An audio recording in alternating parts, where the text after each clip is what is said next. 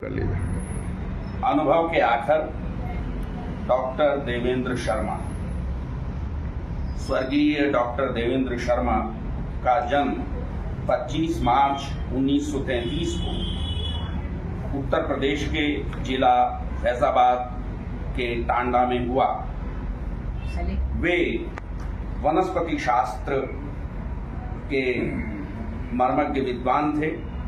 उन्होंने वनस्पति शास्त्र में एमएससी करने के पश्चात 2 वर्ष तक क्षेत्रीय विकास अधिकारी के पद पर कार्य किया।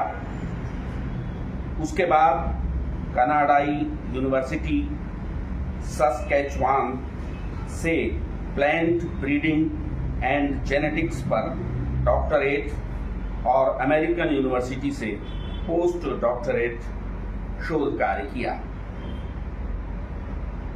डॉक्टर देवेंद्र शर्मा विभिन्न भारतीय और अंतर्राष्ट्रीय संस्थानों में कार्यरत रहे और बाद में अवकाश प्राप्त करने पर हैदराबाद में स्थायी रूप से बस गए। हिंदी साहित्य, दर्शन और विज्ञान में उनकी विशेष अभिरुचि थी। साहित्य विशारद, चिंतन मूलक कवि और मंथन जैसे दार्शनिक ग्रंथ के रचयिता डॉक्टर देवेंद्र शर्मा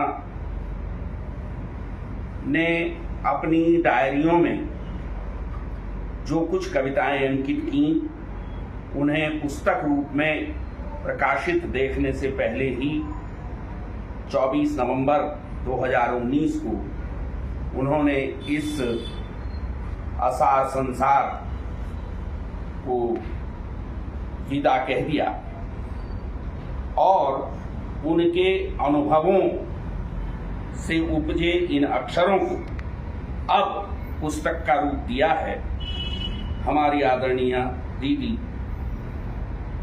विनीता शर्मा जी ने। और इस पुस्तक को समर्पित करते हुए उन्होंने इसके प्रथम पृष्ठ पर लिखा है, तुम्हारी कविताएं तुमको समर्पित, तुम्हारी विनी। आदरणीय डॉक्टर देवेंद्र शर्मा जी, आप यद्यपि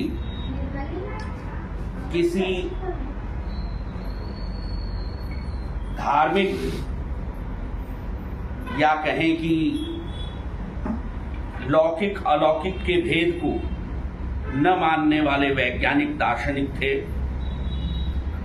लेकिन आत्मा की अमरता और अस्तित्व की अमरता में आप विश्वास रखते थे। इसलिए हम यह मानते हैं कि अजर अमर आत्मा के रूप में आप यहीं कहीं और सर्वत्र विद्यमान हैं। आदरणीय दीदी के अश्रुओं के साथ अनुभव के आखिर आपके अपने अक्षर आपकी स्मृति को समर्पित है।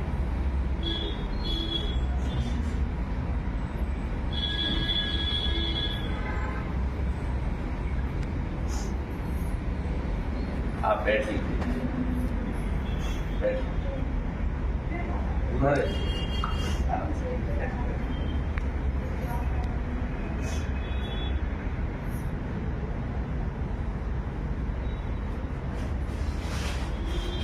जैसा कि मैं कह रहा था अभी कि डॉक्टर देवेंद्र शर्मा जी एक वैज्ञानिक थे और आध्यात्मिक विषयों के ऊपर भी या कहें कि अस्तित्व के प्रश्नों के ऊपर वे बहुत अपनी दृढ़ मान्यताएं रखते थे।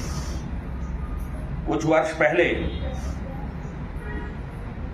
डॉक्टर आशीष यानी डॉक्टर देवेंद्र शर्मा के छोटे सुपुत्र यहीं इसी स्थान पर बैठे हुए हम लोग उनसे बात कर रहे थे, तो उन्होंने बताया कि साहब, जिस समय लगभग यानी वे अंतिम सांस ले रहे होंगे, उस समय भी हमने उनसे पूछा कि पापा ईश्वर के बारे में आपकी क्या राय है? तो उन्होंने कहा, नहीं, ईश्वर नहीं है।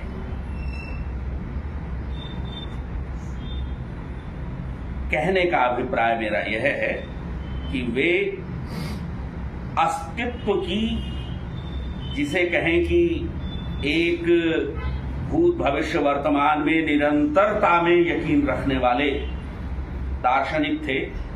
एक बहुत सुंदर पुस्तक उन्होंने बच्चों के लिए भी लिखी थी, जिसमें संवाद के रूप में इन प्रश्नों पर विचार किया गया था कि इस सृष्टि का निर्माण किस तरह हुआ होगा, कैसे होना सृष्टि का स्वभाव है, इसका कोई रचयिता हो ये बिल्कुल जरूरी नहीं, ऐसा उनका मानना था जहां तक मैं समझा हूं।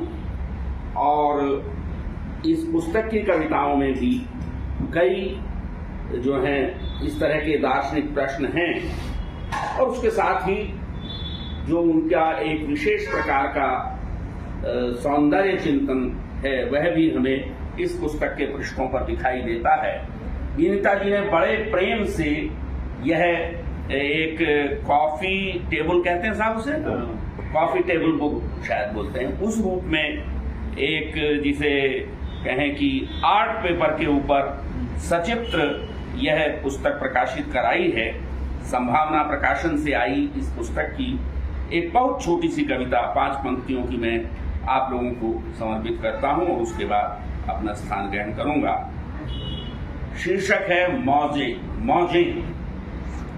यूं तो मौजें बहुत हैं दरिया की रवानी में, यूं तो मौजें बहुत हैं दरिया की रवानी में, लेकिन तलब है अब तो साहिल पे जिसकी अपनी एक निशानी है। कहने को तो यहाँ सब कुछ फानी है, लेकिन खुशबू फूल की फिर भी अपनी एक कहानी है, लेकिन खुशबू फूल की अपनी फिर भी एक कहानी है। डॉक्टर देवेंद्र शर्मा।